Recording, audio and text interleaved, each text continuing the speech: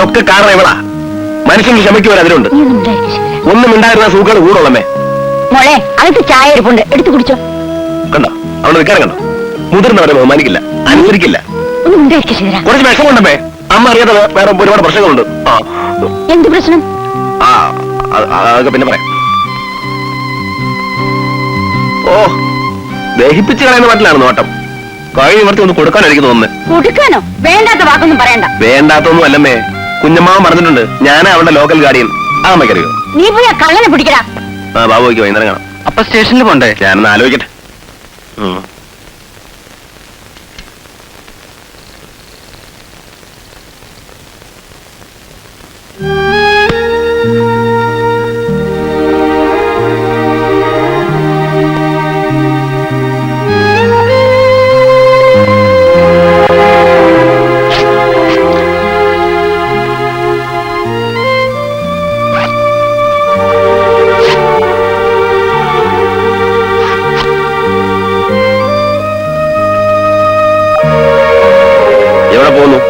പുറത്തേക്ക്.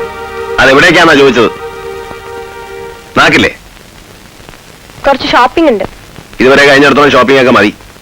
ഈ തറവാട്ടിലെ പെൺകുട്ടികളാരും ഇങ്ങനെ തോന്നിയ പോലെ ഊരി ചുറ്റി നടക്കാറില്ല. മനസ്സിലായില്ല. അല്ല, ഒക്കെ എന്റെ തകരാറാ. ഭക്ഷണം പിടിക്കുന്നില്ല എന്നറിഞ്ഞപ്പോ ആ തെണ്ടിയെ വിളിച്ചകത്ത് കയറ്റി. അവൻ ആവശ്യമില്ലാത്ത സ്വാതന്ത്ര്യം കൊടുത്തു. ഇപ്പൊ എന്തായി? 2.5 പവന്റെ മാല എങ്ങോട്ടുണ്ട് അവനങ്ങ് പോയി. ദേ ഒരു കാര്യം ഞാൻ പറഞ്ഞേക്കാം, ഇനി അവനെ കാണുകയോ സംസാരിക്കുകയോ ചെയ്യരുത്. കുറെ ഞാൻ ക്ഷമിച്ചു. ഇനിയത് പറ്റില്ല. ആളുകൾ എന്തൊക്കെയാ പറയുന്നറിയോ? ആ അലവലാതി കൂടെ നീ ബീച്ചിൽ കറങ്ങി നടക്ക. ഓ അത് ശരി. അങ്ങനെ എന്റെ കാര്യത്തിൽ നിങ്ങൾ മാത്രമല്ല നാട്ടുകാരും ഇടപെട്ടു തുടങ്ങി. തുടങ്ങി.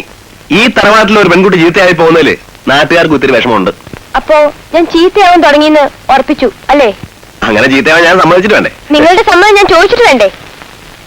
അശ്വതി, സൂക്ഷിച്ച് സംസാരിക്കണം. ശ്രീധരൻ വെറും ഒരു പെൺകോണമല്ല, ഞാനാ നിന്റെ ലോക്കൽ ഗാർഡിയൻ. നിന്നെ നേർവഴിക്ക് നടത്താനുള്ള അധികാരം കുഞ്ഞമ്മാവൻ എനിക്കാ തന്നിട്ടുള്ളത്. അറിയാമോ നിനക്ക്? അയ്യോ, അത് ഞാൻ അറിഞ്ഞില്ല. അറിഞ്ഞിരുന്നെങ്കിൽ ഞാൻ എന്നെ നേർവഴിക്ക് നടന്നേനെ. നീ എന്നാ ശ്രീധരനെ കളിയാക്കാ? ഹേ മനുഷ്യ, എന്റെ തലയിൽ കയറിയിരിക്കാൻ ഒരാളെ ഞാൻ സമ്മതിക്കില്ല. ഞാൻ വേണേൽ ഈ വീട്ടിൽ നിന്ന് ഇറങ്ങിപ്പോവാം. പക്ഷെ എന്നെ ആരും ഉപദേശിക്കുന്നതോ എന്റെ കാര്യത്തിൽ ഇടപെടുന്നതോ എനിക്ക് ഇഷ്ടമല്ല. മനസ്സിലായോ? മനസ്സിലായില്ല. മനസ്സിലാക്കാനോട് ഉദ്ദേശവുമില്ല. നിന്നെ ഞാൻ ഉപദേശിക്കും, നിന്റെ കാര്യത്തിൽ ഞാൻ ഇടപെടും. എനിക്ക് അതിനുള്ള അവകാശമുണ്ട്. എനിക്ക് മാത്രമേ അതിനുള്ള അവകാശം ഉള്ളൂ. എന്ത് അവകാശം? ഞാൻ നിങ്ങളുടെ വർക്ക്ഷോപ്പിലെ ശമ്പളക്കാരിയാണെന്ന് വിചാരിച്ചോ? അതിലും വലിയ അവകാശമുണ്ട്. നീ എന്റെ മുറപ്പെണ്ണ, അറിയോ? കുഞ്ഞമ്മാവനെ അത്രയ്ക്കാണ് നിർബന്ധിച്ചുകൊണ്ടാ ഞാൻ സമ്മതിച്ചത്. പഠിത്തം കഴിഞ്ഞ ഉടനെ പിന്നെ ഞാൻ കല്യാണം കഴിച്ചോളാം.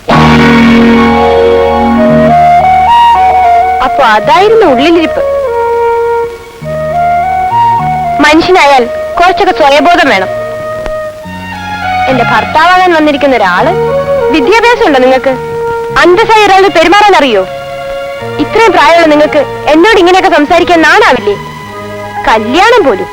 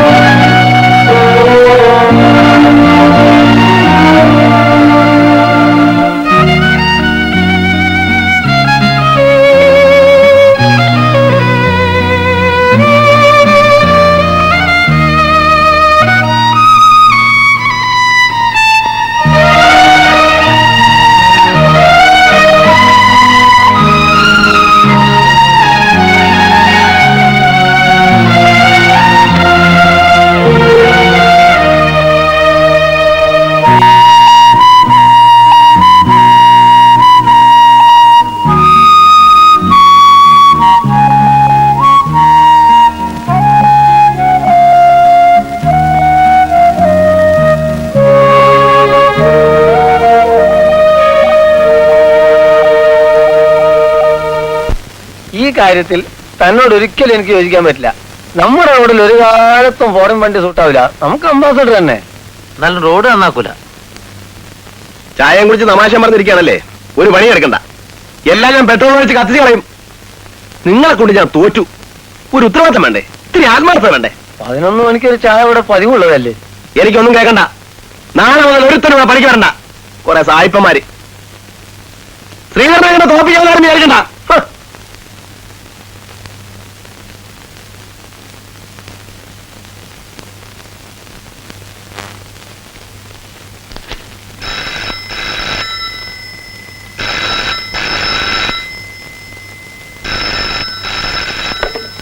ഹലോ, ആരാണ്? അല്ല, പ്രോംപ്റ്റ് ക്വാർട്ടേഴ്സ് അല്ല, താലൂക്ക് ഓഫീസാണ്.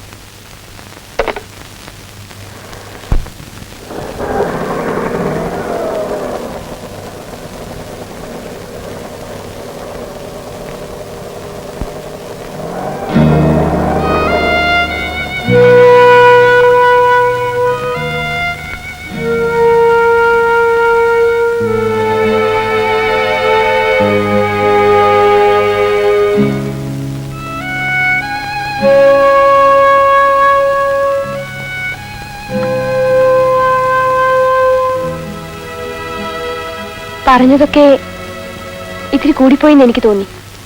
അറിഞ്ഞുകൊണ്ടല്ല, എന്നോട് കയർത്തപ്പോ എനിക്ക് നിയന്ത്രണം വിട്ടുപോയി. അതിനെന്താ, എനിക്കതിൽ വിഷമമുണ്ടെന്ന് ഞാൻ പറഞ്ഞു. വിഷമിക്കാൻ കുട്ടി എന്റെ ആരാ? എനിക്ക് വിദ്യാഭ്യാസമുണ്ടോ, പരിഷ്കാരമുണ്ടോ, സംസ്കാരമുണ്ടോ? അങ്ങനെ പറഞ്ഞു പോയതിൽ വിഷമമുണ്ടെന്ന് പറയാനാണ് ഞാൻ വന്നത്. വിഷമുണ്ടെങ്കിൽ വിഷമിച്ചോളൂ. അതിപ്പോ എന്റെ അടുത്തൊന്ന് പറയുന്നത് എന്തിനാ? ശ്രീധരേട്ടൻ എന്നെ വെറുക്കരുത്.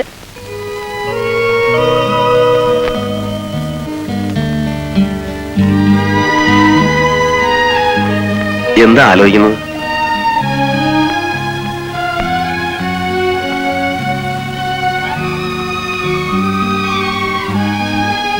അതൊന്നും സാരാക്കണ്ട, ഞാനതൊക്കെ മറന്നില്ലേ. ശ്രീധരേട്ടൻ ഇത്രയും നല്ലവനാകരുത്. ഏയ്, എന്ത് നല്ലവൻ! എവിടെ എന്ത് സംസാരിക്കണമെന്ന് അറിഞ്ഞുകൂടാത്ത ഒരു യൂസ്ലെസ്സാ ഞാൻ. അശ്വതിക്ക് സ്വന്തമായിട്ട് ചിന്തിക്കാനുള്ള വിവരമില്ലേ, പഠിപ്പില്ലേ? ഇതൊന്നും ഓർക്കാതെ എന്തൊക്കെ വിട്ടിത്തങ്ങളാ ഞാൻ പറഞ്ഞേ. ഇതുകൊണ്ട് തന്നെയാ ഞാൻ പറഞ്ഞത് ശ്രീധരേട്ടൻ ഇത്രയും നല്ലവനാകരുതെന്ന്. എന്റെ അച്ഛനും അമ്മയും എന്നെ സ്നേഹിച്ചിട്ടില്ല. അങ്ങനെയൊന്നും പറയരുത് അശ്വതി. സത്യ, 10 വയസ്സിന് ശേഷം എന്നെ ബോർഡിങ്ങിലും ഹോസ്റ്റലിലും ഒക്കെ തള്ളി വിട്ടിട്ട് പോയവരല്ലേ അവര്. അത് പിന്നെ ജോലി ചെയ്യണ്ടേ, കാശുണ്ടാക്കണ്ടേ? എന്റെ അവസ്ഥ ശ്രീധരേട്ടന് മനസ്സിലാവില്ല. അതെ, അത് മനസ്സിലാവില്ല. പക്ഷേ ശ്രീധരേട്ടൻ വെറും ഒരു പാവ. എന്റെ ജീവിതത്തിൽ മറ്റാരേക്കാളും എന്റെ കാര്യത്തിൽ താല്പര്യം എടുക്കുകയും എന്നെ സ്നേഹിക്കുകയും ഒക്കെ ചെയ്തിട്ടുള്ളത് ശ്രീധരേട്ടനാ. ഏയ്, ഞാൻ അശ്വതിയെ ശല്യപ്പെടുത്തുകയല്ലേ ചെയ്തിട്ടുള്ളൂ. ഞാൻ അങ്ങനെ ഭാവിച്ചതല്ലേ. ശ്രീധരേട്ടനെ മനസ്സിലാവാഞ്ഞിട്ടല്ല, പക്ഷെ ആരും എന്നോട് അടുക്കാതിരിക്കുകയാണ് നല്ലതെന്ന് എനിക്ക് തോന്നി. എന്നുവെച്ചാൽ ശ്രീധരേട്ടന് എന്നെ പറ്റി ഒന്നും അറിയില്ല. ഒക്കെ എനിക്കറിയാം. ഹോസ്റ്റലിൽ നിന്ന് പുറത്താക്കിയ കാര്യമൊക്കെ ഞാൻ അറിഞ്ഞു. അറിയാത്ത വേറെയും ഒരുപാട് കാര്യങ്ങളുണ്ട്. ശ്രീധരേട്ടൻ അതറിയണം.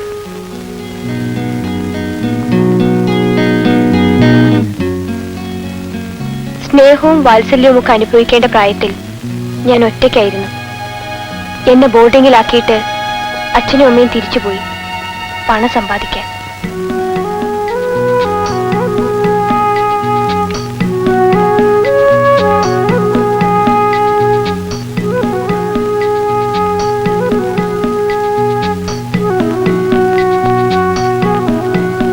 സഞ്ചാരികളുടെ സ്വർഗമെന്നൊക്കെ വിശേഷിപ്പിക്കാറുള്ള ആ സ്ഥലം എനിക്കൊരു തടവറയായിരുന്നു. വെക്കേഷന് കൂട്ടുകാരെല്ലാം പോകുമ്പോൾ ഞാൻ തനിച്ചാകും. ചിലപ്പോൾ ഒറ്റയ്ക്കിരുന്ന് കരയും. അതല്ലെങ്കിൽ ഒഴിഞ്ഞ് എവിടെയെങ്കിലും ചെന്ന് കുറെ നേരം വെറുതെ ഇരിക്കും.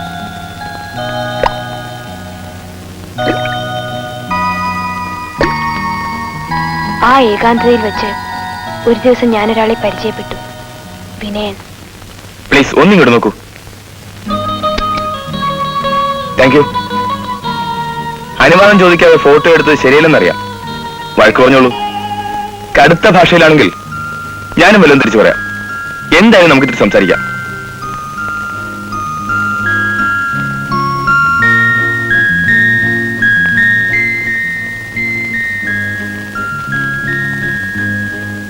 ഒന്നും പറയുന്നില്ലേ? What do you want? അതെ, ഒത്തിരി ദിവസങ്ങളായി കുട്ടിയെ ഞാൻ കാണുന്നു. എന്താണ് ഉദ്ദേശം? കവിത എഴുത്താണോ, ചിത്രം വരയ്ക്കലാണോ? ഇങ്ങനെയുള്ള ചുറ്റുപാടുകളിൽ തനിച്ചിരിക്കാൻ തോന്നുക സാഹിത്യകാരന്മാർക്കും ചിത്രകാരന്മാർക്കും ഒക്കെയാണ്. ശരിയല്ലേ? തനിച്ചിരിക്കാൻ ആഗ്രഹിക്കുന്നവരെ തനിച്ചിരിക്കേണ്ട നല്ലത്. അറിയാഞ്ഞിട്ടല്ല, ആരാണ് എന്താണെന്നൊക്കെ അറിയാൻ ഒരാകാംക്ഷ. എനിക്കെന്തെങ്കിലും ദുഃഖം ഉണ്ടെങ്കിലല്ലേ നിങ്ങൾക്ക് എന്നെ ആശ്വസിപ്പിക്കാൻ കഴിയൂ.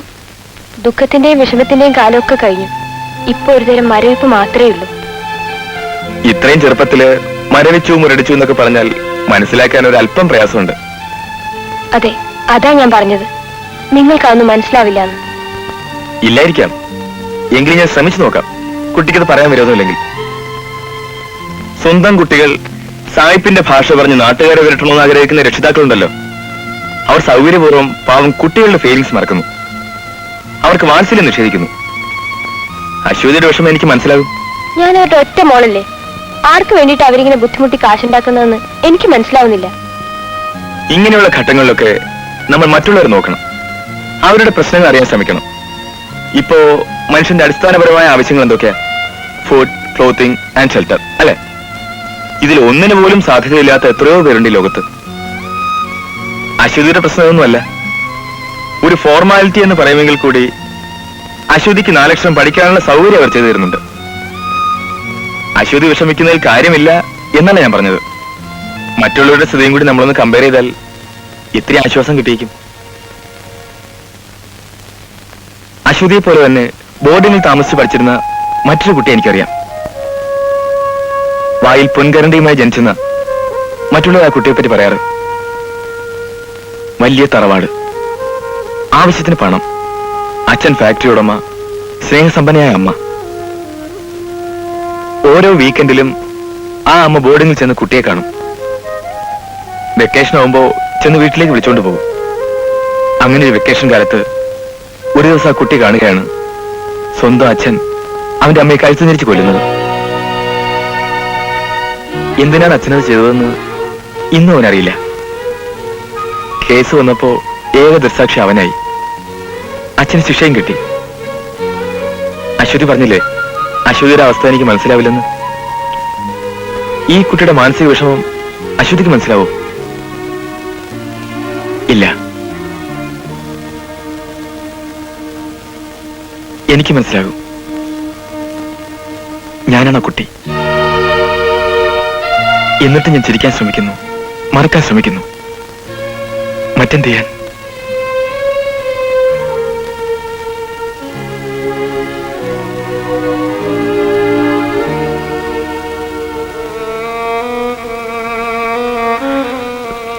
I am sorry. കുട്ടിയെ ആശ്വസിപ്പിക്കാൻ ശ്രമിച്ചിട്ട് ഇപ്പൊ ഞാനാകെ ബോറാക്കി. ക്ഷമിക്കണം. അതൊക്കെ ഓർക്കുമ്പോ എന്നും ഒരു നിയന്ത്രണം വിട്ടുപോകും.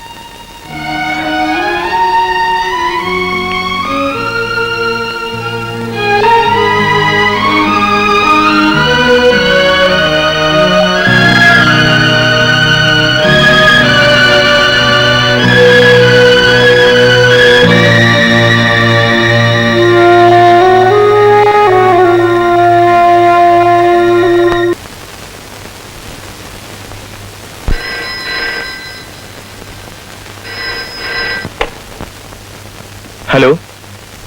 Yeah, speaking. To see me?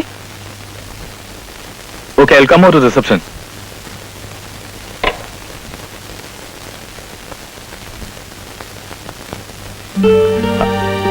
Aswathy,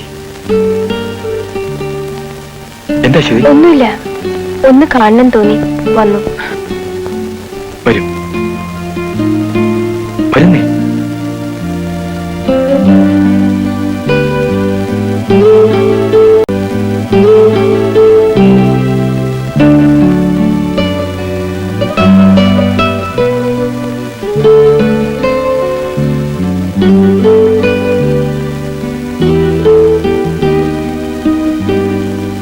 ഇരിക്കും.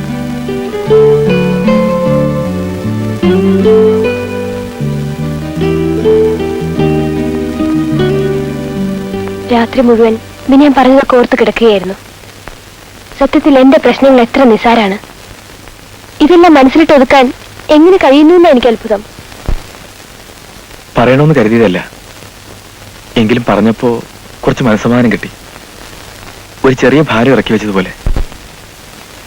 എനിക്കും ഞാൻ പരിചയപ്പെടുന്നവർക്കൊക്കെ സുഖമില്ലാത്ത കാര്യങ്ങളേ ഉള്ളൂ ഓർമ്മിക്കാൻ. അങ്ങനെയല്ല, ഇതെല്ലാം നിമിത്തങ്ങളാണ്. നമ്മുടെയൊക്കെ നിയന്ത്രണത്തിനും അപ്പുറത്തുള്ള കാര്യങ്ങൾ. ഓർമ്മകൾ മനസ്സിനെ വേദനിപ്പിക്കാൻ തുടങ്ങുമ്പോൾ ആൾത്തിരക്കില്ലാത്ത സ്ഥലങ്ങൾ തേടി ഞാൻ ഇറങ്ങും. ഇത്തവണ വന്നുപെട്ടത് ഇവിടെയാണ്. നിശബ്ദമായ തടാകവും സഞ്ചാരികൾ ഒഴിഞ്ഞ നിരത്തുകളും കുന്നമ്പുറങ്ങളും ഒക്കെ എനിക്ക് വലിയ ആശ്വാസമാണ്. ഇവിടെ ഞാൻ പ്രതീക്ഷിച്ച ഏകാന്തകളിലൊക്കെ അശ്വതിയെ കാണാനിടയായി. സത്യത്തിൽ ആദ്യം അതെനിക്കൊരു ശല്യമായിരുന്നു. പിന്നെയാണ് പരിചയപ്പെടാൻ തോന്നിയത്. ഞാൻ പറഞ്ഞില്ലേ, ഒക്കെ നിമിത്തങ്ങളാണ്.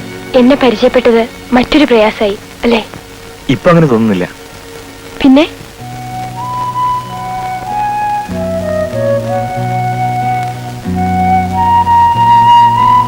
സത്യം പറഞ്ഞാൽ എന്തോ ഒരു ആശ്വാസം പോലെ.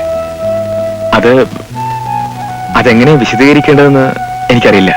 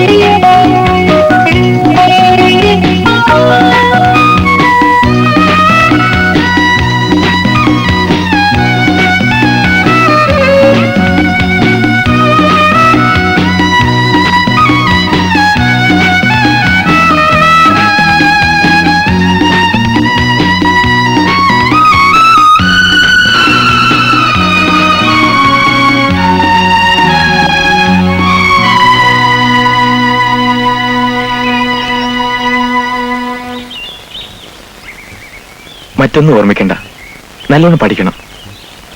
അശ്വതി പറയാറുള്ളത് പോലെ ദുഃഖവും പ്രയാസവും ഒന്നുമില്ലാത്തൊരു ജീവിതം നമുക്കുണ്ടാവും. ഫാക്ടറി കാര്യത്തിലൊന്നും എനിക്കൊരു ശ്രദ്ധയുമില്ലായിരുന്നു.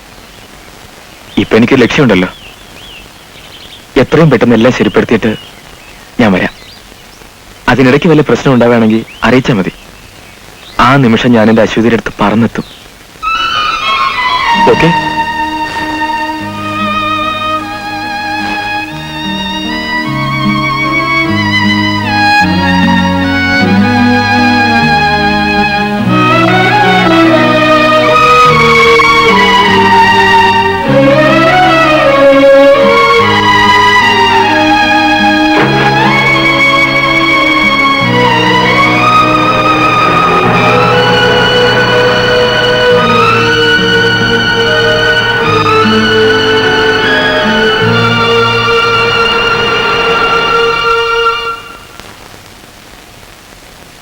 പക്ഷേ വിനയം വന്നില്ല. പിന്നീട് ഒരിക്കലും തമ്മിൽ കണ്ടില്ല. ഒരുപാട് കത്തുകൾ ഞാൻ അയച്ചു.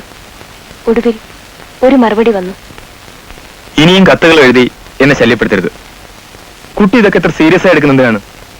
താൽക്കാലികമായ റൊമാൻസ് ആണെങ്കിലും അല്പം ഡെപ്ത് കിട്ടിക്കോട്ടെ എന്ന് കരുതിയാണ് ഞാൻ ആ നുണകളൊക്കെ തട്ടിവിട്ടത്. ഒക്കെ വിശ്വസിച്ചു അല്ലേ?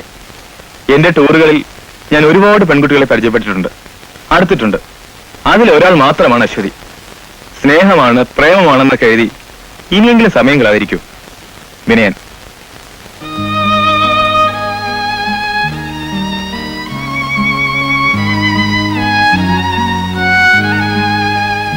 വിനയന്റെ ഒരുപാട് കൂട്ടുകാരികളിൽ ഒരാളാണ് ഞാനെന്നറിഞ്ഞ ആ നിമിഷം എനിക്കത് മറക്കാനാവുന്നില്ല.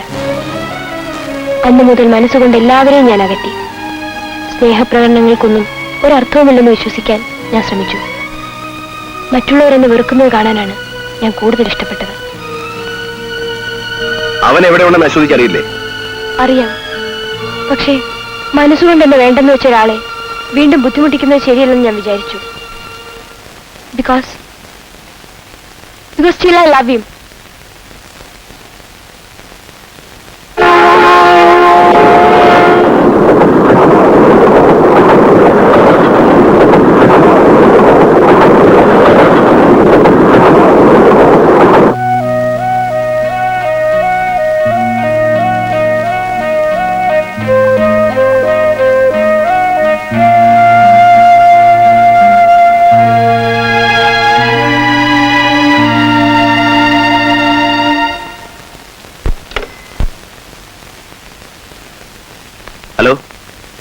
722845 തരൂ. ഹലോ, കോണ്ടിനെന്റൽ എക്സ്പോർട്സ് അല്ലേ? പ്രൊപ്പറേറ്റർ മിസ്റ്റർ വിനയേന്ദ്രൻ ഒന്ന് കിട്ടുമോ?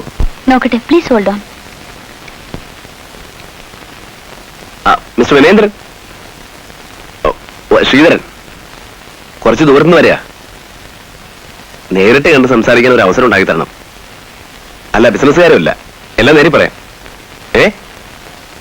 അത് അങ്ങനെ പറഞ്ഞാൽ ശരിയാവില്ല. ഞാൻ അശ്വതിയുടെ ഒരു ബന്ധുവാ. ഹലോ ഹലോ ഹലോ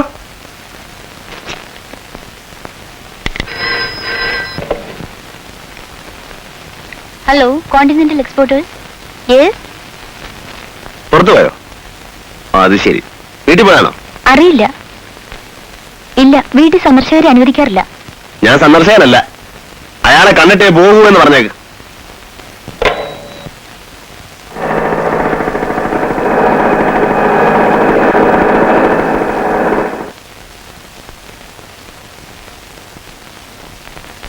ആരാ? കോണ്ടിനെന്റൽ എക്സ്പോർട്സിന്റെ മുതലാളിയുടെ വീടല്ലേ?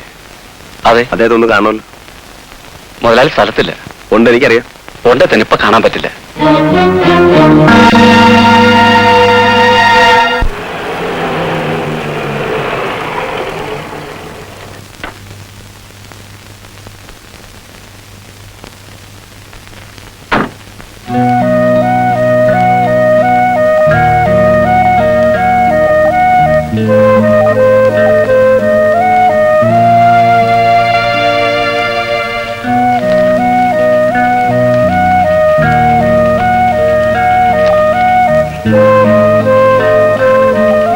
ഹലോ, ഞാൻ പ്രൊപ്പറേറ്റർ വിനയേന്ദ്രന്റെ കൂടെ പഠിച്ച ആളാ.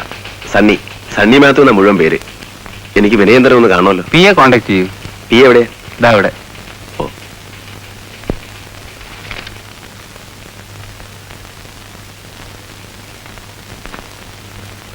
Yes, what can I do for you? വിനയനില്ലേ? ഞങ്ങൾ ഹൈസ്കൂളിൽ ഒന്നിച്ച് പഠിച്ചതാ. നേരിട്ട് കണ്ടിട്ട് ഒരുപാട് വർഷമായി. എന്റെ പേര് സണ്ണി, ഒന്ന് കാണുമല്ലോ. MD തിരക്കിലാണല്ലോ.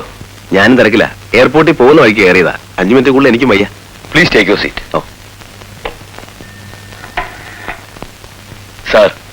സാറിന്റെ classmate one mister Sunny Mathews. He wants to meet you. He is on his way to airport. Yes yes, in high school. Yes sir.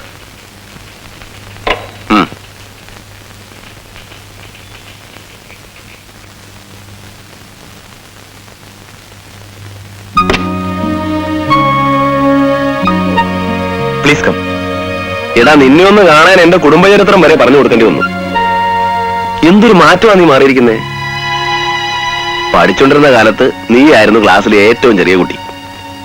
കണക്ക് മാസ്റ്റർ ചൂരിലെടുത്ത് കഴിഞ്ഞാൽ മൂത്രമൊഴിക്കുന്ന ആ പഴയ വിനയേന്ദ്രനാണ് എന്റെ മുമ്പിൽ ഇരിക്കുന്നത്. എനിക്ക് വിശ്വസിക്കാൻ പറ്റുന്നില്ല. സത്യം പറയാലോ, ഞാൻ എപ്പോഴും നിന്നെ ഓർക്കാറുണ്ട്. അന്നൊക്കെ നിനക്ക് എന്നോടൊന്ന് ഇഷ്ടായിരുന്നു. സണ്ണി സണ്ണി എന്ന് വിളിച്ചിട്ട് പുറകെ നടക്കും. എത്ര പെട്ടെന്നാ കൊല്ലങ്ങൾ കടന്നു പോയതല്ലേ. നീ എന്നെ ഓർക്കാറുണ്ടോ? സണ്ണി ഏത് ക്ലാസ്സിലാണ് നമ്മൾ ഒന്നിച്ചുണ്ടായിരുന്നത്?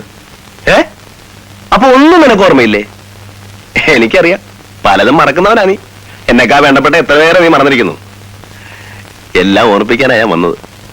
സണ്ണി എന്ന പേരിലൊരു സുഹൃത്തുണ്ടായിരുന്നതായി ഞാൻ ഓർക്കുന്നില്ല. നിങ്ങൾ ഏത് സ്കൂളിലാണ് പഠിച്ചിരുന്നത്? ആരിച്ചിന്റെ തലമണ്ടയെ ഉടയ്ക്കും. സണ്ണിയെ നീ ഓർക്കുന്നില്ല അല്ലേ?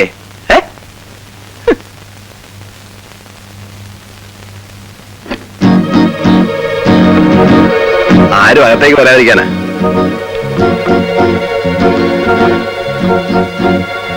ഇനി ഓർത്ത് നോക്ക്, എവിടെയെങ്കിലും വെച്ച് ഈ മുഖം കണ്ടിട്ടുണ്ടോ? നിങ്ങൾ എന്തിനാണ് ഡോർ ലോക്ക് ചെയ്തത്? അത് തുറക്കൂ. നീ വലിയ ആളാണെന്നറിയാം. ഫോണിൽ കിട്ടണമെങ്കിൽ മുഹൂർത്തം നോക്കണം, നേരിലൊന്ന് കാണണമെങ്കിൽ ജാതകം നോക്കണം. നീ ആരാ, ജയ്പൂർ സുൽത്താനോ അതോ അക്ബർ ചക്രവർത്തിയോ? നിങ്ങൾ ആരാണ്? ഞാനോ? ഞാൻ ശ്രീധരനാ. ഫോണിൽ ഞാൻ എന്നെ പരിചയപ്പെടുത്തപ്പോ നീ ഫോൺ കട്ട് ചെയ്തു. അതോടെ ഞാനങ്ങ് പോയിക്കോളൂ നീ കരുതിയല്ലേ? അങ്ങനെ പോകാൻ വന്നവനല്ല ശ്രീധരൻ. അശ്വതി എന്റെ കുഞ്ഞമ്മാവന്റെ മോളാ. ഒന്നും അറിയാത്തൊരു പാവം പെൺകുട്ടിയെ ചതിച്ചിട്ട് നീ ഇങ്ങനെ മാന്യമായിട്ട് സൂഹിക്കാമെന്ന് കരുതിയല്ലേ? ആരെയാ നീ വിളിക്കുന്നത്? നിന്റെ കിങ്കരന്മാരെയോ? ഒരുത്തരും വരില്ലടാ. വന്നാ തന്നെ നിനക്കറിയോ, ഒരുപാട് കൊല്ലം ഇരുമ്പ് പിടിച്ച് തഴമ്പിച്ച കൈയാണത്. Get out from here.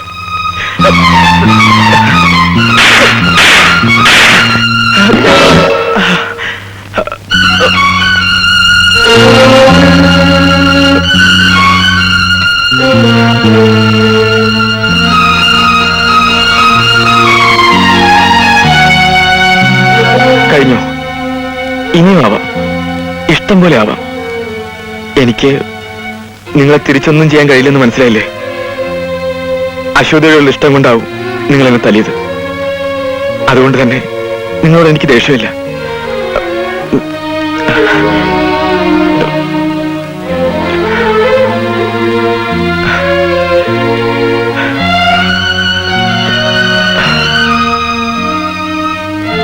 നിങ്ങളെക്കാൾ ഒരുപക്ഷെ ലോകത്തുള്ള മറ്റാരേക്കാളും അശ്വതിയെ സ്നേഹിക്കുന്നവനാണ് ഞാൻ. ഞങ്ങൾ തമ്മിൽ എങ്ങനെ അടുത്തു, എങ്ങനെ അകന്നു എന്നതിനെ പറ്റി കുറച്ചൊക്കെ മനസ്സിലാക്കിയിരിക്കുമല്ലോ. അശ്വതിയുമായി പിരിഞ്ഞതിന് ശേഷം പുതിയ പ്രതീക്ഷകളും ആവേശവും ഒക്കെയായി ഞാൻ ഇവിടേക്ക് വന്നു. ഫാക്ടറി ആകെ താറുമാറായി കിടക്കുകയായിരുന്നു. അനാവശ്യമായ തൊഴിലാളി സമരങ്ങൾ എനിക്ക് താങ്ങാവുന്നതിലേറെയായി. പോലീസിനെ ഉപയോഗിച്ച് സമരം അടിച്ചമർത്താൻ ശ്രമിച്ചത് സത്യമാണ്. അതിനു പകരമായി തൊഴിലാളികൾ എനിക്ക് തന്നതാണ് ഈ സമ്മാനം. ദുഃഖവും പ്രയാസവും ഒന്നുമില്ലാത്ത ഒരു ലോകമായിരുന്നു അശ്വതി ആഗ്രഹിച്ചിരുന്നത്. ഈ സ്ഥിതിയിൽ എനിക്കത് കൊടുക്കാൻ കഴിയുമായിരുന്നെന്ന് നിങ്ങൾ വിചാരിക്കുന്നുണ്ടോ? എന്റെ ന്യായങ്ങൾ നിങ്ങൾക്ക് മനസ്സിലാവുമോ എന്ന് എനിക്കറിയില്ല. എന്നോടൊത്തുള്ള ജീവിതം അവളെ വേദനിപ്പിക്കുകയുള്ളൂ. ക്രൂരമായി കത്തുകൾ എഴുതി എന്റെ ജീവിതത്തിൽ നിന്ന് ഞാൻ അവളെ അകറ്റി. വെറുക്കുന്നുണ്ടല്ല, സ്നേഹിക്കുന്നുണ്ട്.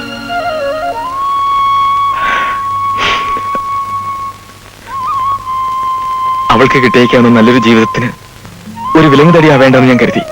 എനിക്കിതൊന്നും അറിയില്ലായിരുന്നു. വിനയം വിചാരിക്കുന്ന പോലെ ഒരു പെൺകുട്ടിയല്ല അശ്വതി. ആ കുട്ടി ഒന്നും മറന്നിട്ടില്ല.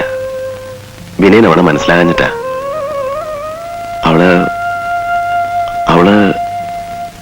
അവളെന്റെ കുഞ്ഞമ്മാവന്റെ മോളാണേ.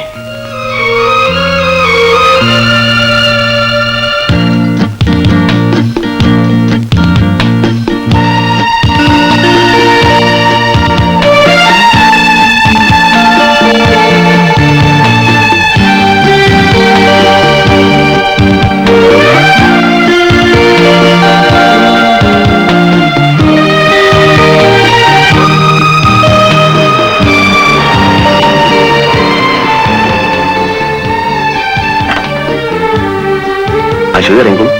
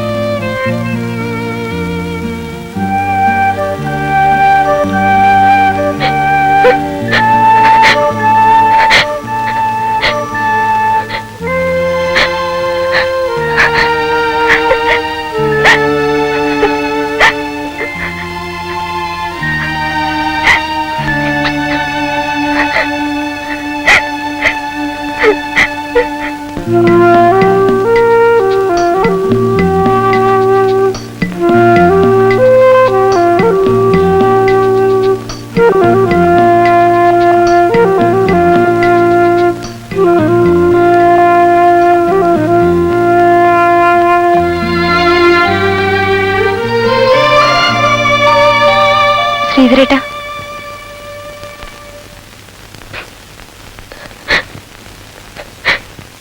കരയേ? എന്തായത്?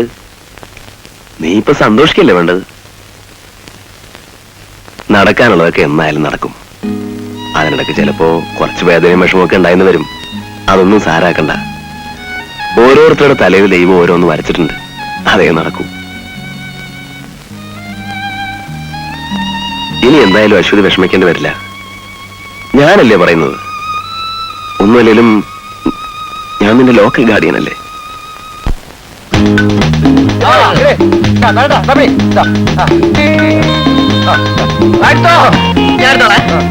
ആയിഷ എന്താ